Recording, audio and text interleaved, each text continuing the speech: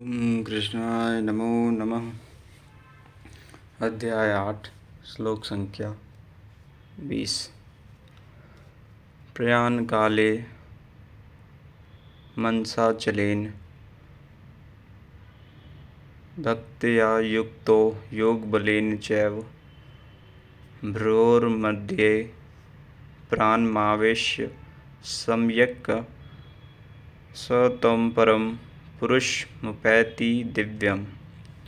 जो निरंतर उस परमात्मा का स्मरण करता है, उस भक्ति युक्त पुरुष प्रयाण काले मन के विलीन अवस्था काल में योग बल से अर्थात उसी नियत कर्म के आचरण द्वारा भृकुटी के मध्य में प्राण को भली प्रकार स्थापित करके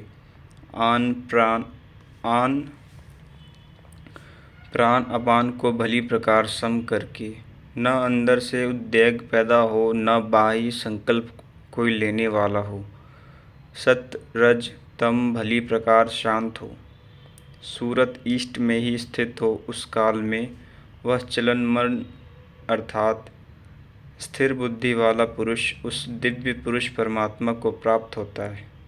सतत स्मरणीय है कि उसी एक परमात्मा की प्राप्ति का विधान योग्य है।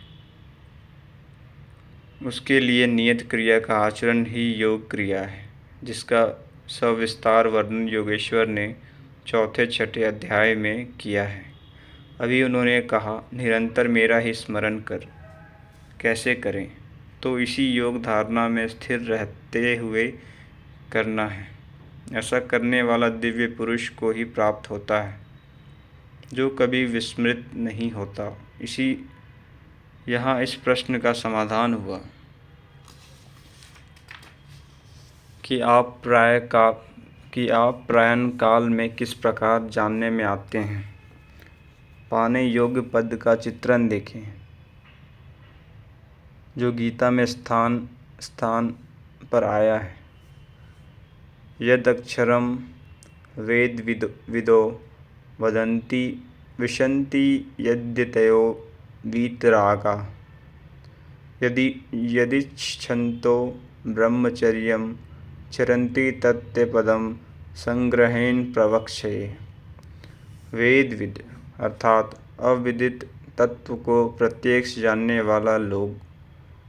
वाले लोग जिस परम पद को अक्षरम अक्षय कहते हैं, वीतराग महात्मा जिसमें प्रवेश के लिए यत्नशील रहते हैं, जिस परम पद को चाहने वाले ब्रह्मचर्य का पालन करते हैं।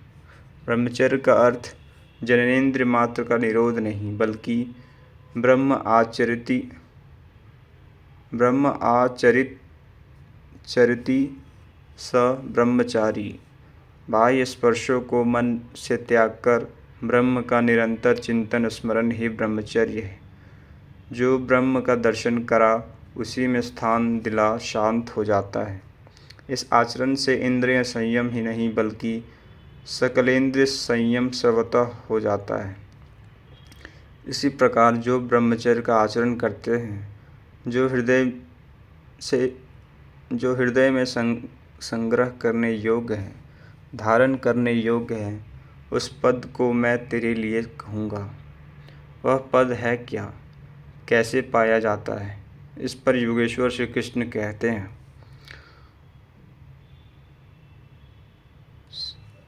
सर्वदावराणि संयम्य मनो हृदय निरुध्य च मूर्धन्यायाध्यात्मना प्राणमस्थितो योग धारणाम। सब इंद्रियों के दरवाज़ों को रोककर अर्थात वासनाओं से अलग रहकर मन को हृदय में स्थित करके ध्यान हृदय में ही धरा जाता है, बाहर नहीं। पूजा बाहर नहीं होती। प्राण अर्थात अंतःकरण के व्यापार को मस्तिष्क में निरोध कर योग धारणा में स्थित होकर योग को धारण किए रहना है, दूसरा तरीका नहीं। आगे के श्लोक हम अगले भाग में पढ़ेंगे। हरि ओम तत्सत।